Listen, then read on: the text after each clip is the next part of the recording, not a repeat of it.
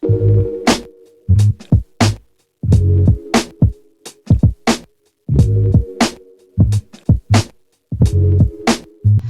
I am going off schedule. I'm not supposed to make any other pod until Friday, but something came up and had to be addressed. A thread on Twitter detailing how some women go to uncanny lengths to entrap men using juju and voodoo to get them to choose them. I refuse to desecrate the word love by saying make them fall in love with them. In my over 40 years of existence on earth, these stories have always made rounds. Mothers-in-law especially accuse their daughters-in-law that they don't like of using voodoo to steal their sons from them. I mean, this is a running joke. Some of these stories are true, some obviously not. I know that a lot of people think that wicked spirits do not exist. It's not woke to believe in God or acknowledge the existence of demons.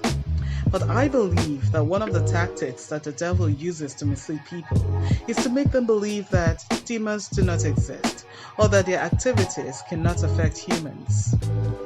The next things I'm going to say is based off this belief. So if you're sensitive to that, better stop listening. Now that we have that out of the way, let us look at some red flags. I'm addressing this to men.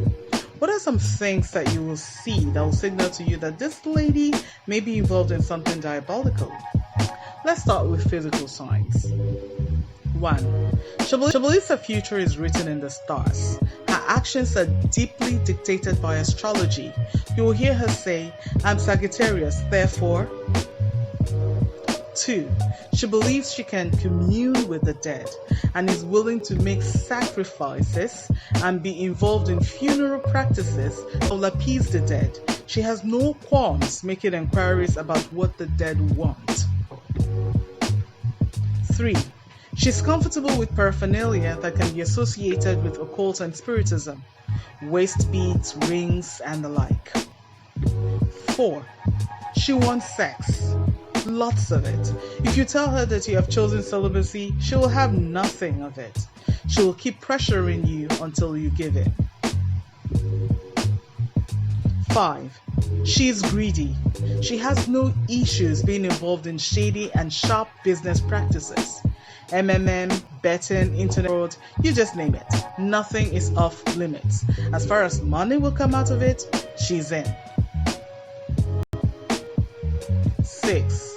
She has no moral boundaries. She smokes, she drinks excessively, she lies unprovoked. Now let's look at utterances. 1. She always associates all sickness with demons. Her first response to any prolonged illness is, this is not ordinary. 2. She always boasts that you can't do anything to her, and she's not speaking physically.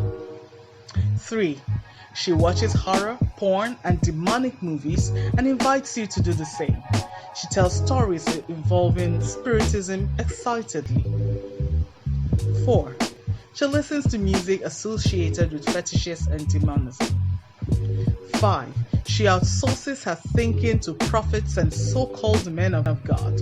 When issues come up, she chooses her pastor or prophet's words above yours. Someone asked this question on Twitter.